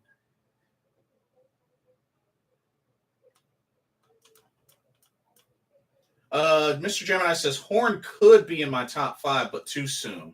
Yeah, we got to get him a couple of more years. Zane was such a good kicker. I mean, Zane's good. I know he spent time with the Cardinals as well, but Zane, he's done well for us. When healthy, Zane has been automatic for us, no doubt. Tito Z is taking Casey. And that's the thing. Casey has scored almost 2,000 points by himself. That's a lot for a kicker. And like I said, I know the Panthers weren't the only team he played on, but Casey has scored a lot of points as a kicker. Like, John Casey. John Casey has 1,970 points scored in his NFL career. And he was the NFL scoring leader in 96. And guess who he played for that year? The Carolina Panthers. Also made the Pro Bowl that year, his one and only Pro Bowl. Of course, he spent, from 95 to 2010 with Carolina. Only played on 3 teams, the Seahawks, the Panthers, and the Saints. Of course, his longest field goal is a 56-yarder. Gano's longest field goal is 63. So Gano's got him in distance, but Casey has him in points.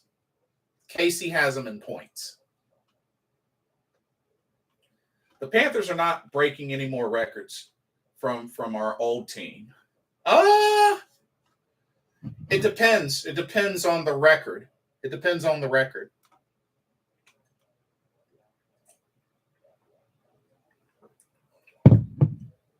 It depends on the record. Maybe not anytime soon, but it depends. But yeah, I think we're definitely in agreement. John Casey. I mean, Graham Gano, Zane Gonzalez, those are good mentions, but I think you gotta go with somebody that pretty much has been consistent in giving us points.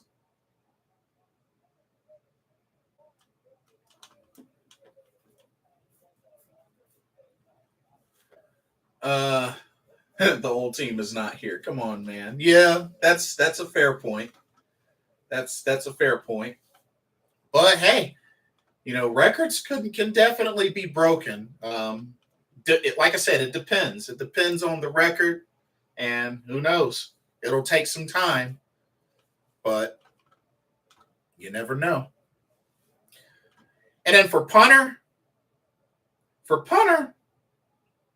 I would say it probably has to come down to, I don't know, Todd Sauerbrunn. Todd Sauerbrunn was a good punter for us.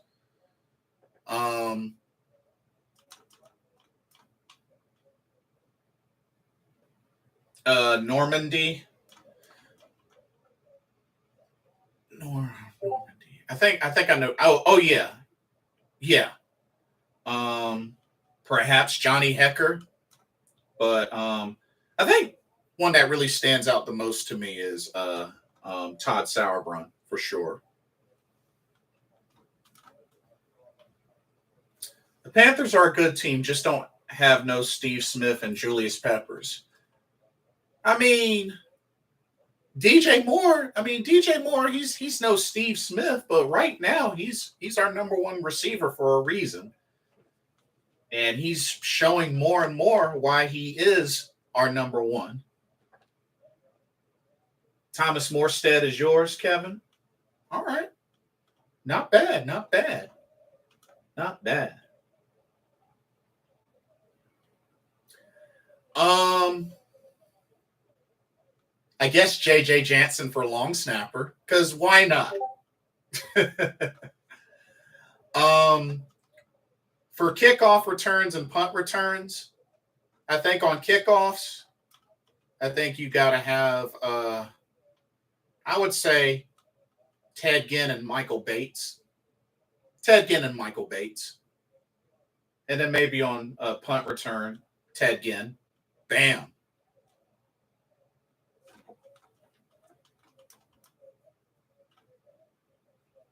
And Burns is our Peppers. He might be, but it's hard for me to put Brian Burns and Julius Peppers in the same sentence, to be honest with you. Brian Burns, I mean, I know he has a Pro Bowl. But to put him in the same sentence as Julius Peppers, nah, I can't do that. Not quite. Not quite. I can't say that and mean that from the bottom of my heart just yet. Because there's still some room for improvement. I think Brian Burns will be fine. He just has to continue to improve. J.J. Jansen, give that guy a raise for staying with us. Yeah, very reliable. J.J. Jansen will probably retire as a Carolina Panther. I mean, just keep giving him 1-year deals, you know? He's not complaining. Shoot.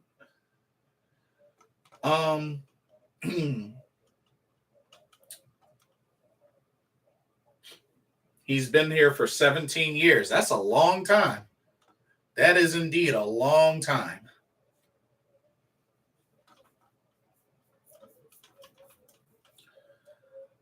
Oh, who would you have to coach the all-time Panthers team? Sounds like Mr. Gemini says head coach Ron Rivera. Okay. Some might say Coach John Fox. Might be, Kevin says Steve Wilkes, although might be jumping the gun a little bit. But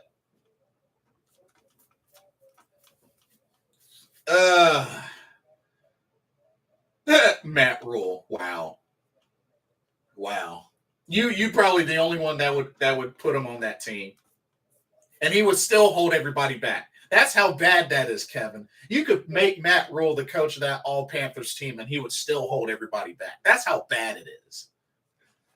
But I think we'd have to say either Ron Rivera or John Fox. I would be okay with either of those two personally. Ron Rivera or John Fox. I'll take either one.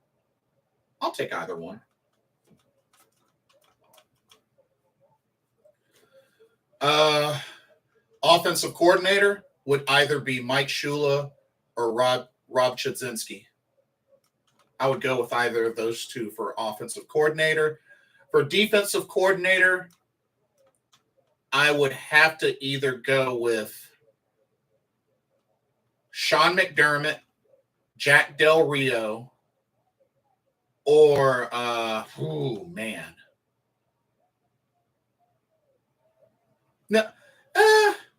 probably between those two, Jack Del Rio and Sean McDermott for defensive coordinator. Tito Z says he likes Dom Capers, John Fox, and Ron Rivera. Of course, Dom Capers was coach when we first went to the playoffs. So, I mean, Dom Capers, he's got a lot of experience. We made it all the way to the NFC Championship under Dom Capers. So there's that. So he did a little something.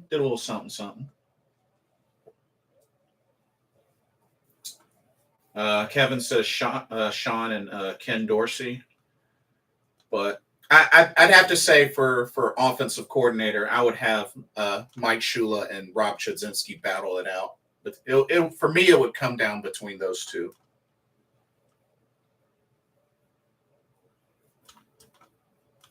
For defensive coordinator, between Sean McDermott and Jack Del Rio.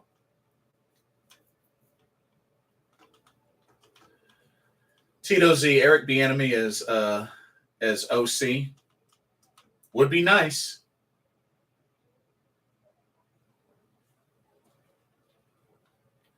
Owner.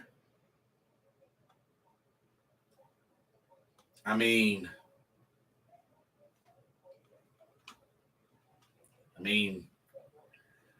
Jerry Richardson was there for both Super Bowl appearances, so I'm going to just leave it at that. I'm going to just leave it at that. Oh man, y'all have been an excellent crowd. Y'all have been an excellent crowd. Kevin says neither, actually. No, that's fair. That's fair. That's fair. That's actually fair. Oh dear.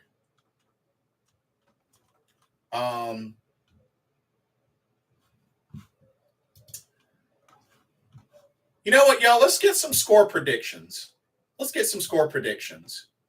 So mine was 17-14 Carolina. 17-14 Carolina. I think we get a field goal early and then 2 touchdowns. Kevin says 40 to zip. Come on, dude. Come on. Give me your real score prediction. Let me get your real score prediction. Come on now. We're not putting up 40 points. 40 to zip against the reigning AFC champions. No.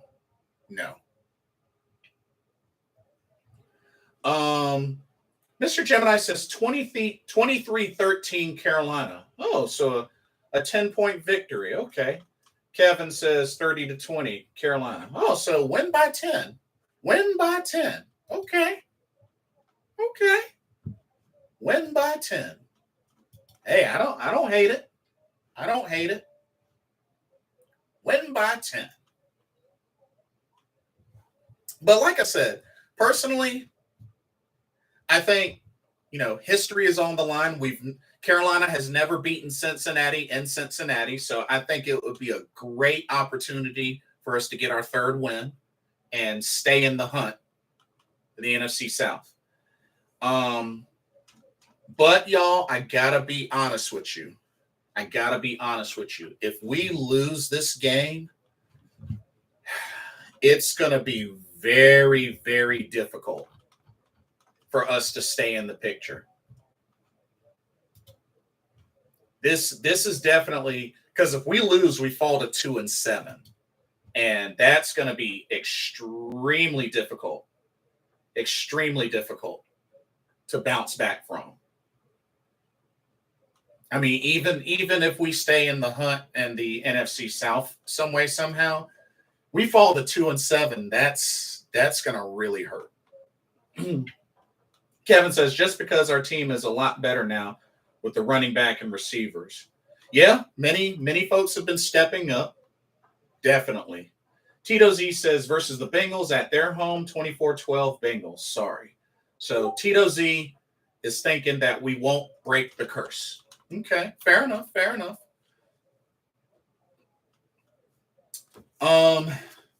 It's going to be tough. It's definitely going to be a tough game, but it's a winnable game. It is a winnable game.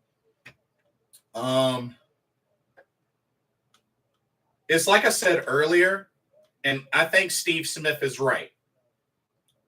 It is very possible we may not win another game the rest of this season, but we are going to still see a competitive Carolina Panthers team. I think regardless, we're going to see a competitive Carolina Panthers team.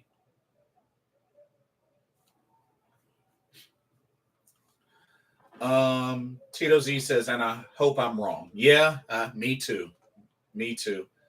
Gemini says, Bengals might come back ready to play after that loss against the Browns. Yeah, but we gotta bring the heat to Joe Burrow. We gotta bring the heat.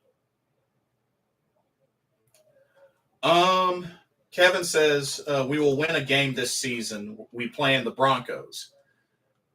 Even that game is not a gimme. That game is not a gimme either. Yeah, that game's not a gimme. Yeah, none of our games right now are gimmies, Kevin. We got to keep it real. None of our games are gimmies. None of our games are gimmies. None of them.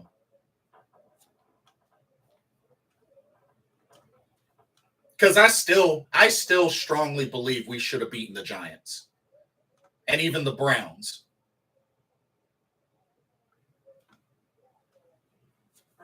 So the way our season has been so far, none of these games are gimmies. No way.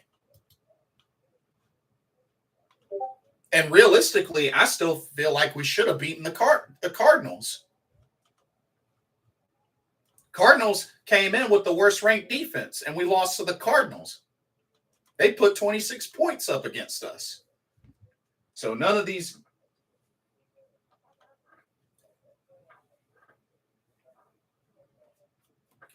Yeah, Tito Z, I agree. No games are a gimme at all.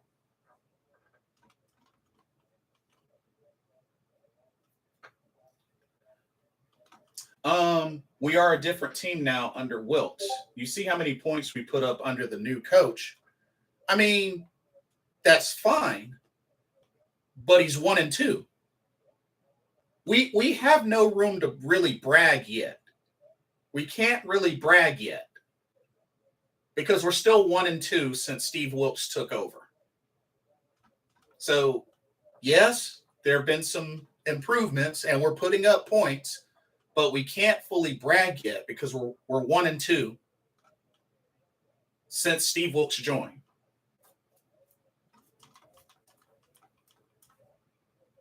And you got to remember, we lost badly the Rams game. Let's not forget, we lost badly to the Rams. We lost by 14 points. Or excuse me, we lost by 10. No. That was right. Yeah, we lost by 14 points to the Rams. So,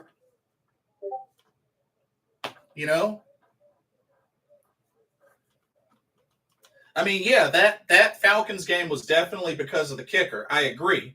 I definitely agree. People caught up in the moment. Just be patient and see it through. Too early. Yeah, it's way too early. It's way too early. You play to win the game, not to show how close we came. Facts. That's what it comes down to. Kevin says that is when the team was confused switching coaches. I mean, you still got to execute.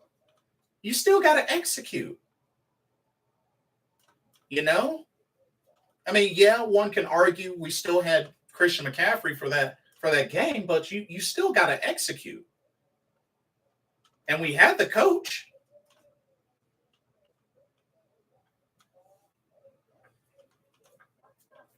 But, Steve Wilkes is a positive.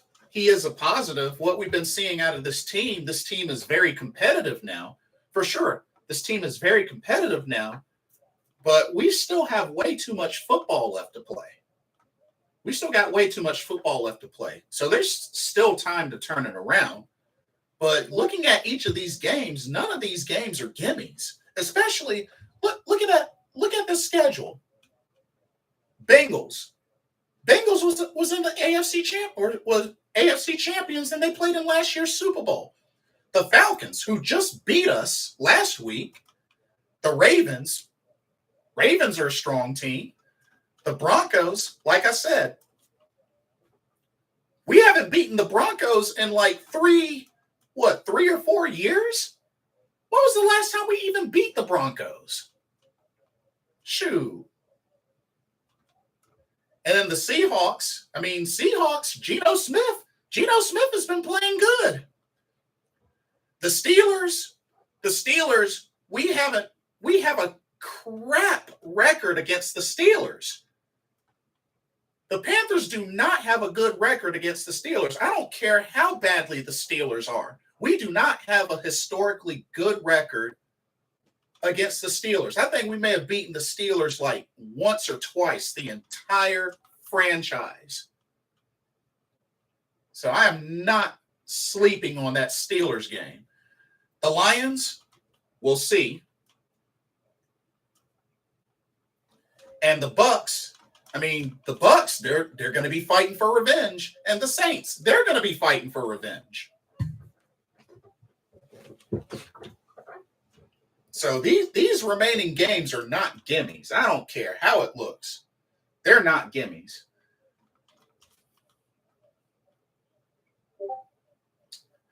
I agree. Rule was really bad for this team. Facts. Steve Wilkes did not have the time to change the team. We are getting better each week and not worse like under Rule. I mean, it is what it is. But Kevin, like I said, he was the coach for the Rams game. Head coach. And especially a lot could have been implemented, considering how the offense was ran, that he could have done. I mean, he knew in advance before the game that he was the new interim head coach. So I mean, you got to do the preparation. We got to stop giving these folks excuses. We got to stop that, especially as fans. Because the fact of the matter is, if we would have won that game, nobody would say anything.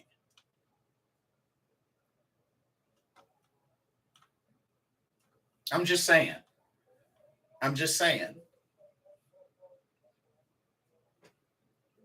At the end of the day, still got to execute. I mean, look, we're playing with a fourth string quarterback. That's why next man up exists.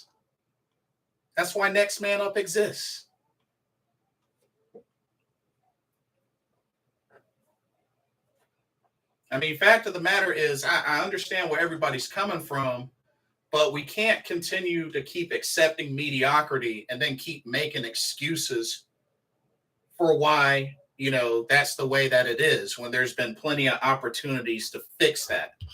For example, the O-line. We could have been done fix the O-line way before now. And I think, honestly, the fans have been given enough excuses up to now.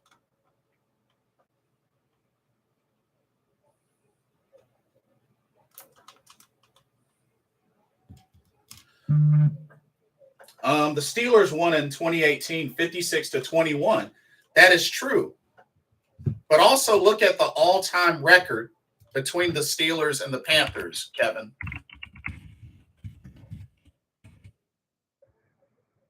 Panthers versus Steelers record.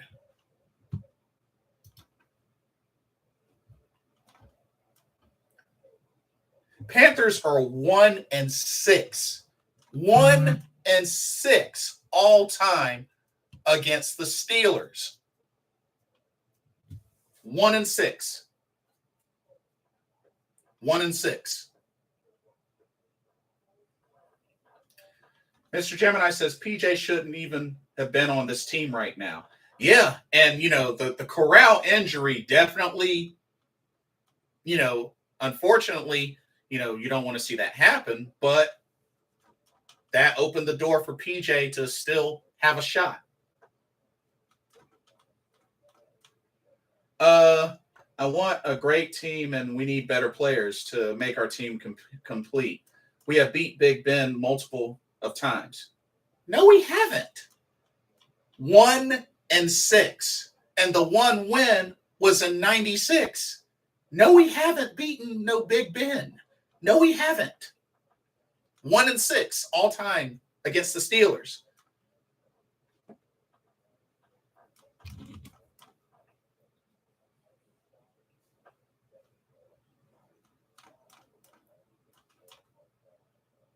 Matt Corral is not coming back. A Liz Frank injury is hard to complete.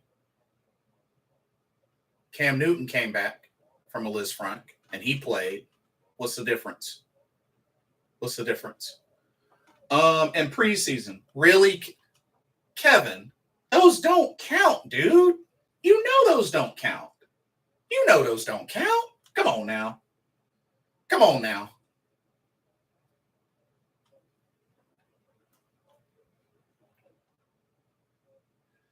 It is a big injury. I do agree. It is a big injury. I do agree. But it's still possible to come back from. It's definitely still possible to come back from. It's not easy. And thankfully, the good thing with Matt Corral is, like, I don't know how early he started his rehab or whatnot, but I mean, he's got a lot of time to come back from it. But I think we haven't really truly gotten a chance to see what Matt Corral can really do. You know what I mean? The O-line was getting established. He didn't really get a whole lot of reps. And I don't think he's really had a chance to really show what he can do. That's all I can really say to that. And then, because I mean, a lot of people said the same thing about, J.C. Horn. How much damage has really been done from that foot injury that took him out last season? So it remains to be seen. It remains to be seen. Only time will tell. But it's just timing and just the unfortunate of the injury. It all sucks. But I do hope that we at least get a chance to see what Matt Corral can do. But I still think we are going to draft a quarterback. I do. So that's my whole thing with that. That is the most important part, more than the arm, is pocket awareness. Yes, very important. Very important.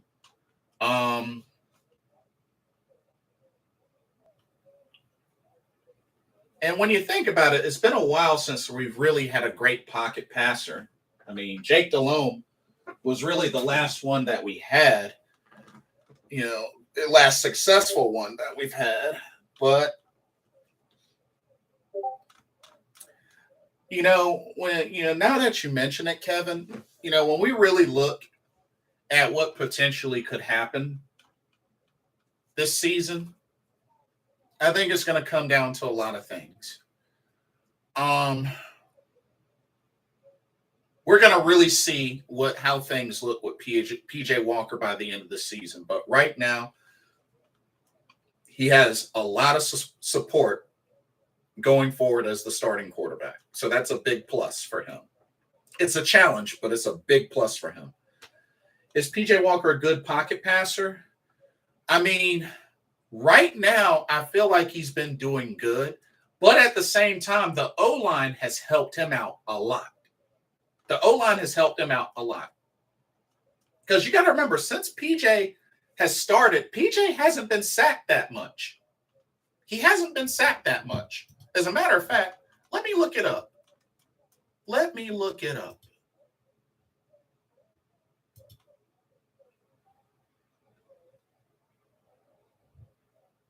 Okay, he's been sacked. So in 4 games played, he's been sacked 6 times. Okay, I mean, that's not too bad. I mean, it could be a lot worse, but that's not too bad. He's been sacked 6 times so far. Played in 4 games, been sacked 6 times. So, I mean, that's not too bad. That's not too bad. So, the O-line has definitely helped him out a lot, especially this season. It's helped him a lot. So, I do think they have to continue to utilize PJ, especially on rollouts. And just, if he gets enough time, I think he's been doing a good job of throwing the ball downfield. Now, I think we got to really limit the screens because folks have caught on to that. But I think got to really allow him time so he can go downfield. All right, Kevin, have a great night. Thanks for the stream. Anytime. Thanks for coming through. But this is definitely a winnable game, y'all. We just have to continue to execute, take each game, one game at a time, and finish. That's the main thing. If it's one thing that we learned from the Falcons game, this team has to finish. Has to finish. But, you know, there's a lot of heart. There's a lot of passion since Steve Wilkes took over. And I think that's going to continue. Hopefully it translates to victories. Keep pounding, Mr. Gemini. We'll see you next time. But, yeah, it's going to be tough, but I'm going to still stick with 17-14 Carolina. I think it's going to be close. We could see a battle of defenses. Hopefully we can get at least 5 sacks on Joe Burrow. Here's hoping. And then offense, just continue to do what we've been doing. Run the ball, let Deontay Foreman eat. Hopefully Chuba Hubbard can play this Sunday and contribute.